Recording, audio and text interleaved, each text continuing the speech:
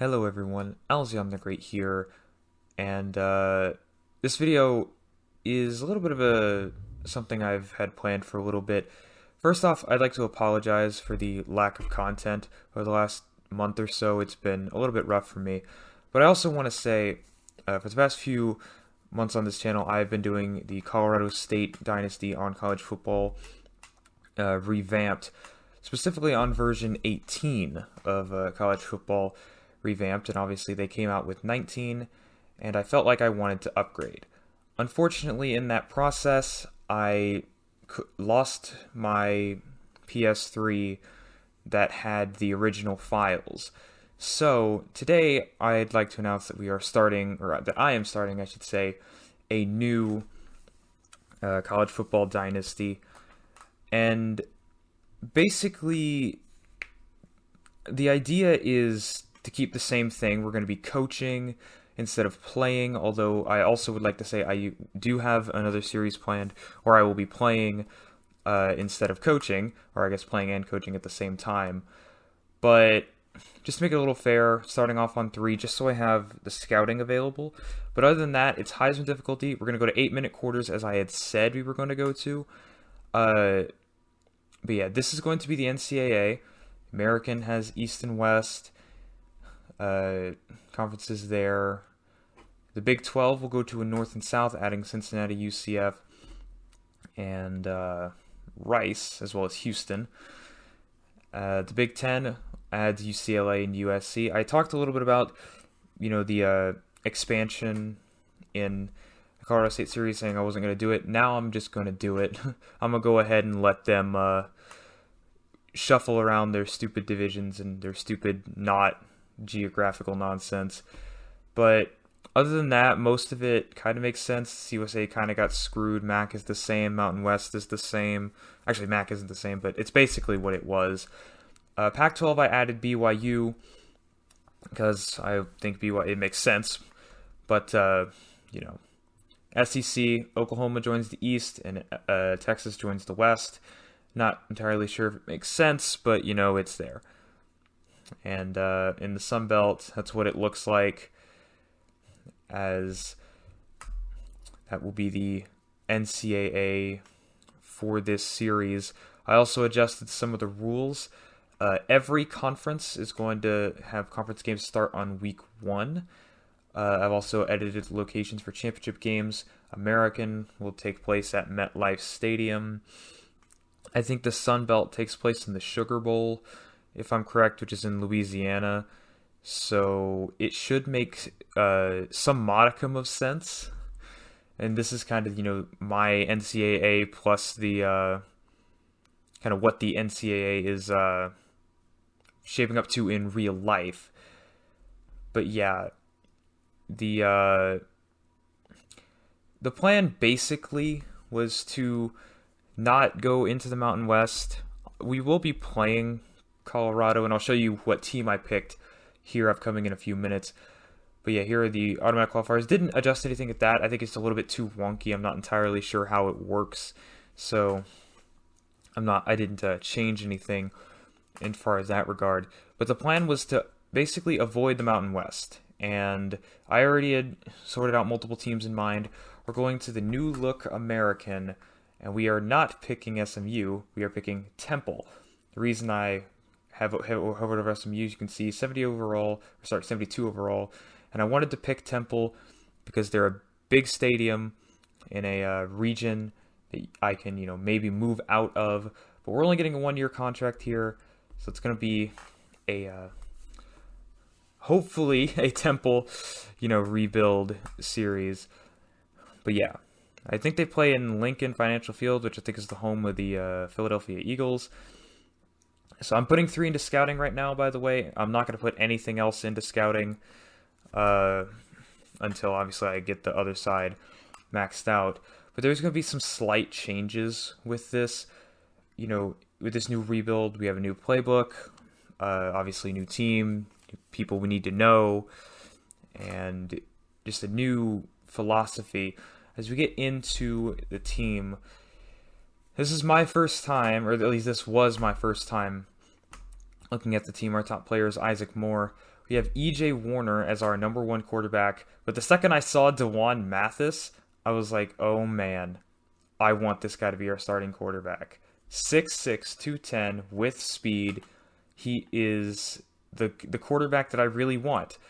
I didn't even look at the arm strength because I was so confident in him. But our starting running back is Edward Sadie, also Darvon Hubbard, also Jakari Norwood. He's got the most speed on the team, as he will probably be featured a little bit more than Hubbard or Hubert, however you say that. I still think it's weird that be pronounced Hubert. But just overall, the main reason I chose Temple was, as I said earlier, just the location and the stadium. Because anytime I'm doing a rebuild, I always want it to feel like we're growing in terms of the fan base. Because pretty much there are very few select schools that actually that play in big stadiums, but that aren't really that good and aren't in the Power 5. I think that the three that come to mind, obviously Temple, because they play in Lincoln Financial, UAB, Alabama Birmingham, and I would love to do a series on UAB, but I feel like that's a common team that is done all over YouTube. And the other one was San Diego State, but last I checked, it had a player that I do not want to name, despite him being very good. He did not do some good stuff, and also they're in the Mountain West, so it wouldn't matter.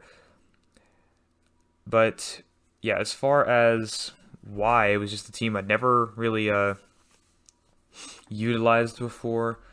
I have never really played with Temple. Also the uniforms. I do love looking at uniforms and changing it up a lot every week. It's why Colorado State was such a big choice, despite all my past history of me trying to rebuild them and failing, because I did not know what the heck a dynasty was. But yeah, the uniforms of Temple are also pretty good, as we just get through the roster a little bit quicker here. We'll get to know these guys more as they play, but yeah, I wasn't really entirely choosing this team because of the roster. But once again, we have the same situation at quarterback with the young guns, and here we got onto red shirts. And after this, I actually went into practice with some of the quarterbacks. E.J. Warner, yes, that is Kurt Warner's son.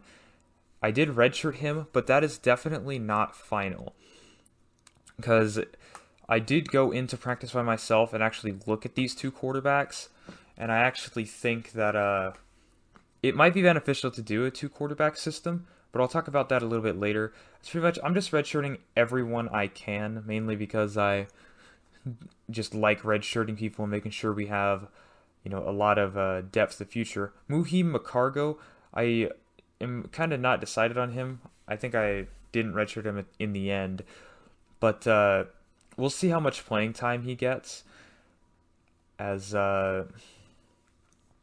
we just get through the last of it here. Most of it just makes sense. Younger guys, no real seniors like Ware being redshirted there. We'll need a punter, unfortunately.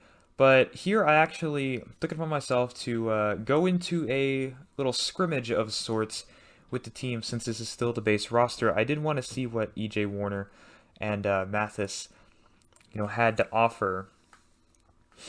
Obviously, I found out after the game that Warner was Kurt Warner's son, although it was a sneaking suspicion that I had, because I had heard that he was in the NCAA, as DeJuan Mathis intercepted here. And I wasn't really concerned about, turnovers or missed passes. I just wanted to see if he could throw it on target. That was just a good play by Dominic Hill. I believe it's the sophomore corner, who I did redshirt because we just have I don't want him to be a fourth corner. But yeah, we're back with DeJuan Mathis after this. I just want to see, can he do this? Can he find the open guy? Because with Giles Pooler and Mills, I can't remember the other guy's name. It was all about finding the open guy. I just need somebody to do that. And then E.J. Warner, he's got running ability, not as much as DeJuan Mathis, but the thing I was wanting to see most out of him was his arm, because he really impressed me in the solo practice that I held by myself. And then here's another interception that was returned for a touchdown. I just wanted to show some highlights just so I can, talk over a little bit. But basically from this practice, I just wanted to see not so how the playbook would do, as Jakari Norwood goes for 17, confirming what I think he can do. But not so much the playbook, more can these quarterbacks differentiate from one another? Warner had a really big pass, I think earlier, like in the first quarter or something, that I forgot to show. But we get down here in the red zone. This is a read I want him to make. He should throw it right now, top of the screen, but he doesn't. He tucks it and runs, and he gets, the first down. So it's a decision that he made. It's not the one I wanted him to make, but he made that decision. Now, literally the exact same thing here, but with Mathis, he throws it, and he gets a first down as Ian Anderson, I believe. No, Ian Stewart. Trucks a couple guys and gets the first down. I wasn't really concerned about the defensive play calling. You know me, I'm an offensive kind of guy. This throw, though, is what I wanted from E.J. Warner. I wanted to see that. I can't force him to throw deep because obviously I'm not controlling him. But you'll see, I just wanted to see if he can make these throws, throw it deep. I needed to get more aggressive. Beautiful pass here to Cottis Reams. I think he's like the 5th or 6th wide receiver. But yeah, E.J. Warner is not going to be redshirted. He's going to be on the team to start this season. Not sure if I'm going to do dual quarterbacks. I definitely want to get Mathis involved. But this throw right here just confirmed it. Deep shot down the middle. And he, I guess, won the scrimmage and won the battle. But it's not like I'm going to not use Mathis. He's, I think his stature is too big for that. This is the original depth chart that I had made after this, but the practices were recorded after I set this depth chart, so I will go back and adjust it. But yeah, Norwood's going to be our number 2. Not that I don't believe in Hubbard or anything, but I value speed pretty much over a lot of things. Just in my early NCAA days, I pretty much put the fastest player at every position, even at linemen, even if they weren't that good. So, but yeah, there isn't any real surprises as far as the depth chart goes. McCargo is the number 2 linebacker. We'll see how much playing time he gets. I'm kind of worried about it, him not getting a bunch of playing time, but it's beyond the point. As Devon Fox, who I think is the 6th wide receiver, maybe even the 7. We have a lot of wide receivers, by the way, is going to be the return man. Here is our schedule. Wanted to make it a little tough as we open up rivalry game with Buffalo. Then we head out to face Clemson, and we host Virginia Tech. We will play Virginia Tech in Virginia next year as we start off with UTSA, then head out to Tulane, bye week, and then the rest of the schedule there. UAB hosting UTEP at East Carolina. And then we'll end off, against Charlotte and Memphis. But yeah, I wanted to get Alabama on the schedule, but I couldn't do it as it just wasn't available. But we're starting anew with Temple, and hopefully this is going to be. Hopefully I don't screw up anything with this PS3, as we will start in week 1 against Buffalo. I will definitely see you guys there. But also, I just want to say the, what's it called? The scheduling with the week 1, look what I found in the top stories. Caleb Williams and USC, they're both in the Big Ten, and they'll face number 15 Michigan State. Obviously, this is preseason rankings, so Michigan State hasn't completely imploded this year. But yeah, USC will get them to start the season, and I just thought that was too cool not to share, as we'll basically be following the same rules and same everything as the Colorado State Dynasty. We'll look at, ESPN top stuff and everything, this, in the NCAA, we'll keep track of recruits, although I'm probably not going to show you recruiting for a while. I think I did it a little bit too early in Colorado State, in the Colorado State Dynasty. So, yeah, we're just transitioning straight over from Colorado State to Temple as, I guess I put that in over there.